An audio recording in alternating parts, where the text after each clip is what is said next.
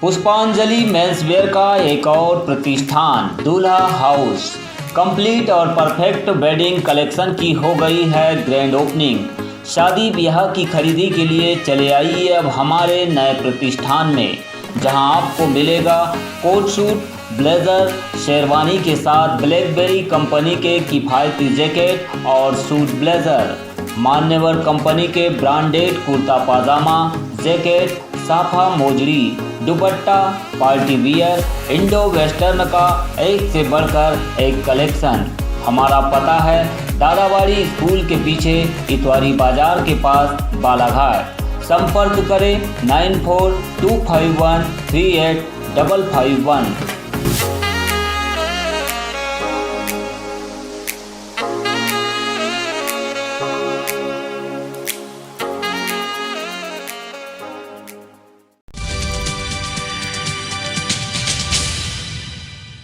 मध्य प्रदेश में कांग्रेस एक्शन में नजर आ रही है। उसने सरकार को घेरने की फुल तैयारी कर ली है। कोरोना पीड़ितों को मुआवजा दिलाने के लिए कांग्रेस के पदाधिकारी घर घर जाएंगे। सड़क से लेकर सदन तक संघर्ष भी किया जाएगा। साथ ही आगामी चुनाव को देखते हुए संगठन को मजबूत करने के लिए प्रदेश कांग्रेस कमेटी के माध्यम से मीटिंगों का दौर भी शुरू हो गया है।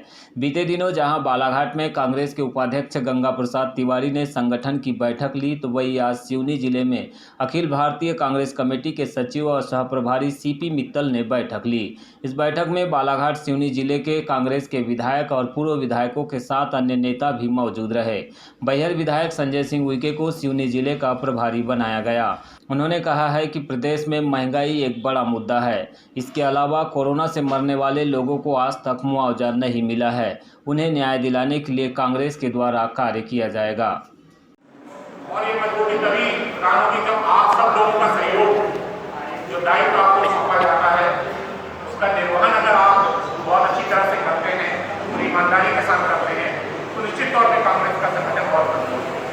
और आज की जो परिस्थिति, आज की जो स्थिति है, जो देश के अंदर में हमारे लिए, हमारे खिलाफ में जो माहौल सत्ताधारी दल द्वारा बनाया जा रहा है कि कांग्रेस अब खतरनाक बना, हमारे इतना पुराना इतिहास है, स्वतंत्रता दिलाया है कांग्रेस ने, हम ऐसे कैसे खत्म हो सकते?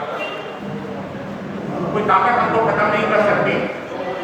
और हमको पुनः इसको मजबूती अगर प्रदान होगी तो वो बूथ लेवल से होगी। तो इसलिए आप सबका सहयोग, जैसा निर्देश है, पार्टी के निर्देश है, राष्ट्रीय कांग्रेस के निर्देश है, प्रदेश कांग्रेस के निर्देश है, और इस संगठन को मजबूत करने के लिए आप लोगों के बीच में समन्वय बैठाने के लिए मुझे भी जवाबदारी दी गई है। आपकी जो जवाबदारी, संगठन को जो जानकारी चाहिए होता है, संगठन को मजबूती प्रदान करना होता है, उसको सही समय पर हम प्रदेश कांग्रेस तक पहुंचाएं और ये आईसीसी तक पहुंचाएं।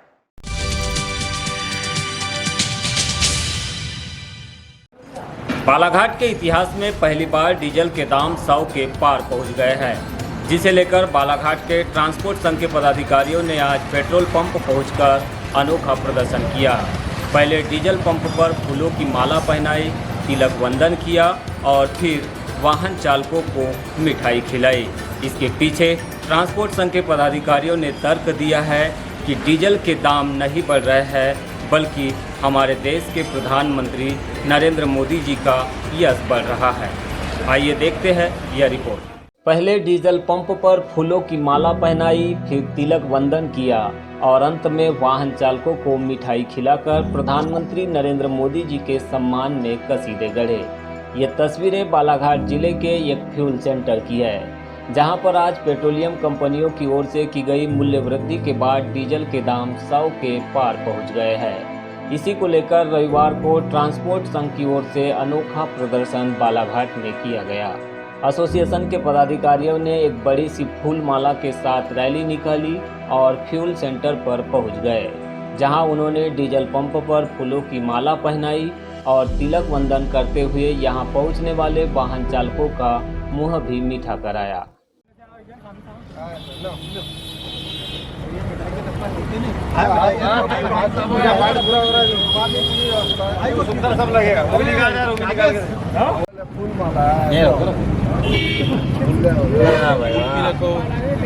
जियो राज्य तो पहुंचा करो।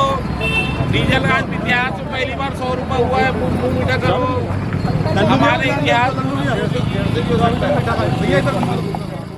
एसोसिएशन के उपाध्यक्ष अविनाश सिंह ठाकुर ने इसके पीछे तर्क दिया कि आज डीजल के मीटर में कीमत नहीं बढ़ रही है, बल्कि हमारे यशस्वी प्रधानमंत्री नरेंद्र मोदी जी का यश बढ़ रहा है। जैसे भाजपा के नेताओं ने कहा था कि मोदी जी इतिहास पुरुष है, वैसे ही वे नया नया इतिहास रच रहे हैं। इसीलिए वे आज पेट्रोल पंप पहुंचकर खुशी मना रहे हैं।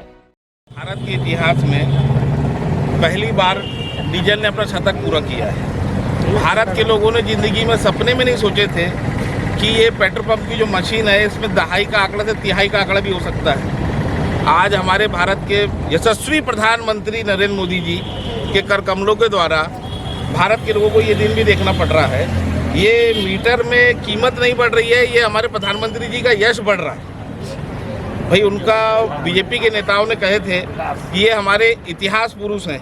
अब उनको जब इतिहास पुरुष का दर्जा दिया गया है तो इतिहास नया नया रच रहे हैं। जिंदगी में कभी डीजल पेट्रोल से शतक नहीं हुआ, तो वो भी आज पूरा हो गया है। तो उसकी खुशी में, शतक पूरा होने की खुशी में कि देश के लोगों की कमर टूट रही है, महंगाई की मार अब लोगों को झेलना मुश्किल हो गया है, शतक पूरा होने की खुशी में आज हम लोगों ने माला पहनाए हैं, मिठाई बांटे हैं। तो ये पूरा हमारे मोदी जी जो चाहते हैं वो हो रहा है और लोगों की कमर टूट रही है। महंगाई की मार से जनता का जीना दुश्वार हो गया है, इसलिए आज हम लोगों ने प्रदर्शन किया। उन्होंने सरकार से यह भी कहा है कि पेट्रोल पंप के नाम बदलकर अब डायरेक्ट टैक्स कलेक्शन कर देना चाहिए, क्योंकि 100 रुपये डीजल में केंद्र और राज्य की सरकार करीबन 70% टैक्स वसूल रही है, जिससे लोगों का जीना दुश्वार हो गया है। आज हमारी ट्रक इंडस्ट्री टोटल बर्बाद हो चुकी है।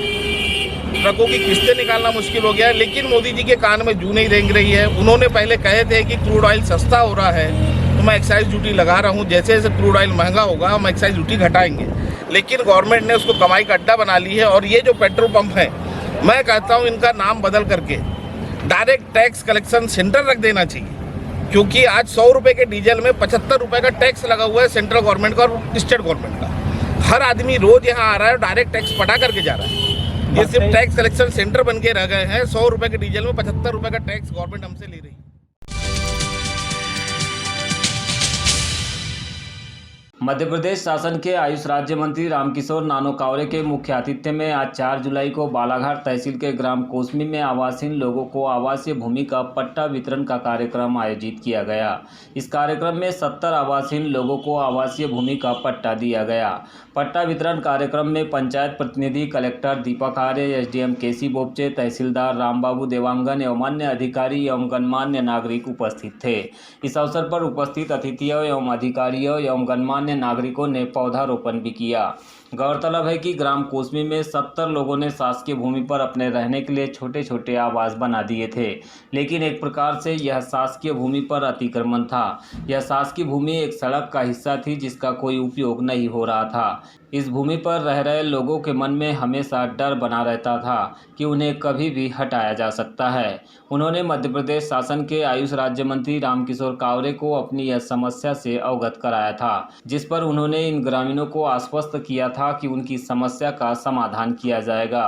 और मंत्री कावरे ने अथक प्रयास कर इस अनुपयोगी शासकीय भूमि को आवासीन लोगों को पट्टे वितरण के लिए मुहैया करा दिया है। आज जब इन 70 लोगों को आवासीय पट्टे का मालिकाना हक मिला तो उनके चेहरे खिल गए।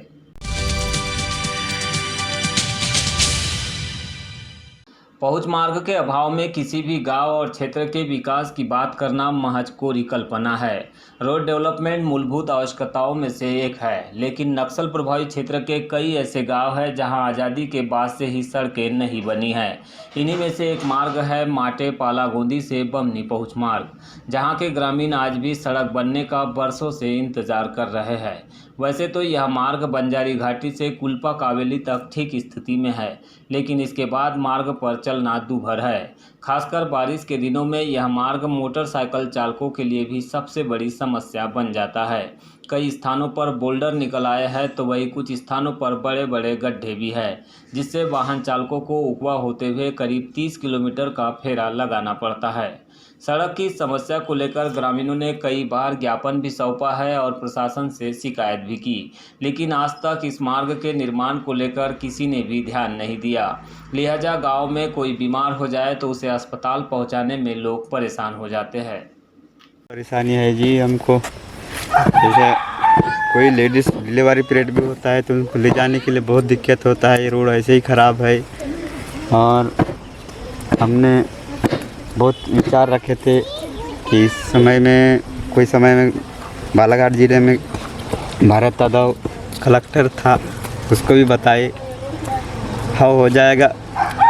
कई बार सर्वे भी किए, फिर भी कोई यहाँ पूर्ण नहीं की पाए हैं जी। इस रोड में हमें बहुत ही दिक्कत जाता है, क्योंकि कभी बीमार हो जाते हैं हम लोग, कभी आवागमन में दिक्कत हो जाता है, रोड सही नहीं है, जिसके वजह से कई लोग तो जाते जाते ही परेशान ने ज़्यादा लागर हो जा कर के बंजर पहुँचते तक ही दम तोड़ देते हैं। कौन कौन से गांव है जो प्रभावित होते हैं? यहाँ पे कुल्पा है, माटे है,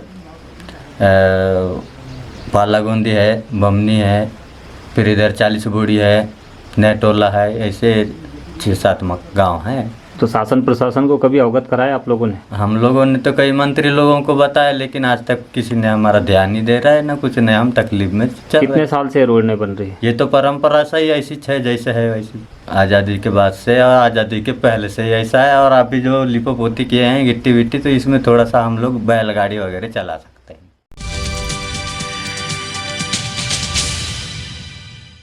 3 जुलाई को प्राप्त रिपोर्ट में बालाघाट जिले के एक और मरीज का सैंपल कोरोना पॉजिटिव आया है।